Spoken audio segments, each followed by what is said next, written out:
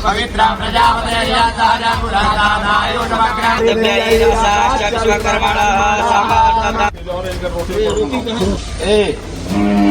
छोटी।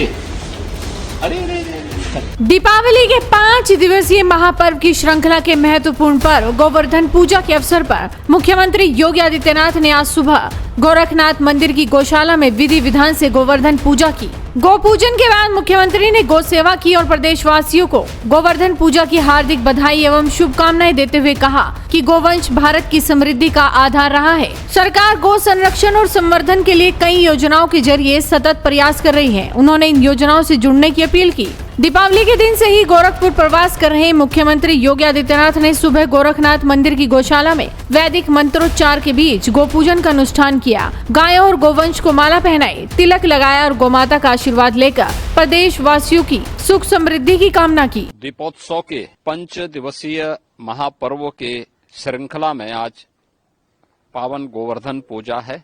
भारत की कृषि प्रधान व्यवस्था का प्रतीक गोवर्धन पूजा का ये कार्यक्रम, मैं इस अवसर पर पूरे प्रदेश वासियों को हृदय से बधाई देता हूं। भारत जैसे कृषि प्रधान देश में गौ और गोवंश का महत्व क्या है, ये गोवर्धन पूजा जैसे आयोजन इस बात के प्रतीक हैं। और दीपावली जैसे महापर्व के साथ इस आयोजन को जोड़ करके इसकी महत्ता को और भी प्रभावी बनाया गया है। ये मेरा सौभाग्य है कि आज प्रातः मुझे गौ पूजन करने और गौ सेवा करने का अवसर यहां प्राप्त हुआ है। भारत की समृद्धि का आधार भारतीय गोवंश रहा है। आज भी आदरणीय प्रधानमंत्री जी की प्रेरणा से देश में गोवर्धन योजना के अंतर्गत गाय के गोबर से बायो कंपोस्ट बनाने और इथेनॉल बनाने के जो अभिनव कार्यक्रम प्रारंभ हुए हैं, ये गोवंश के संरक्षण और उनके संवर्धन में एक बड़ी भूमिका का निर्वहन कर रहे हैं।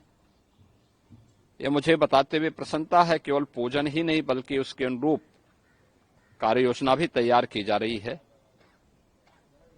प्रदेश में 16 लाख गोवंश ऐसा है जिसे हम प्रदेश सरकार के द्वारा अनुदानित कर रहे हैं या जिसकी सहायतार्थ आज राज्य सरकार खड़ी है। अन्नदाता किसानों की फसल को नुकसान न हो, इस दृष्टि से यह एक प्रयास प्रारंभ किया गया है। 3 प्रकार की योजनाएं हैं। निराश्रित गौ आश्रय स्थल की स्कीम, जिसमें हर गोवंश के लिए सरकार के स्तर पर हम लोग प्रति माह 1500 रुपये उपलब्ध करवाते हैं।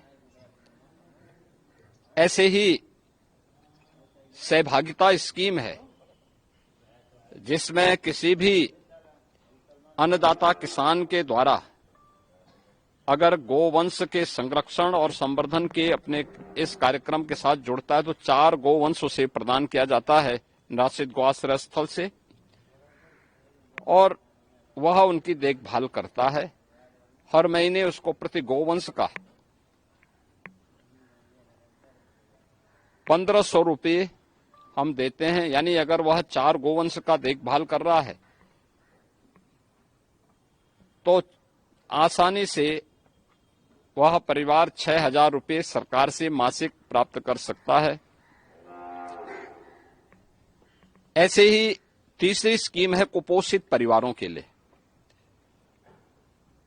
जो कुपोषित माताएं हैं, बच्चे जिन परिवारों में, उन्हें हम एक निराश्रित गौ आश्रय स्थल से ब्याई हुई गाय देते हैं। वे गौ सेवा भी करें, गाय का दूध भी लें और उन्हें 1500 रुपये महीना इस स्कीम के अंतर्गत देते हैं। और मुझे प्रसन्नता है कि बड़ी संख्या में लोगों ने इस योजना का लाभ लिया है। और कुपोषण से सुपोषण की ओर भी बढ़े हैं। अन्नदाता किसान समृद्धि की ओर बढ़ा है और गोवर्धन स्कीम जो आदरणीय प्रधानमंत्री जी की प्रेरणा से प्रदेश में संचालित है, कंप्रेस्ड बायोगैस और इथेनॉल बनाने के अभिनव कार्यक्रम प्रारंभ हुए हैं, जो गोबर का भी दाम अन्नदाता किसानों को जिसके माध्यम से प्राप्त हो रहा है और ग्रीन ईंधन के माध्यम से हम लोग प्रदेश के अंदर नेट जीरो के लक्ष्य को प्राप्त करने और भारत की धन को बचाने का काम, जो पेट्रोल डीजल में खर्च होता है उसमें बचाने का काम भी हम उसके माध्यम से कर रहे हैं। मैं एक बार फिर से गोवर्धन पूजा के अवसर पर पूरे प्रदेश वासियों को, सभी अन्नदाता किसानों को, पशुपालकों को हृदय से बधाई और अपनी शुभकामनाएं देता हूं।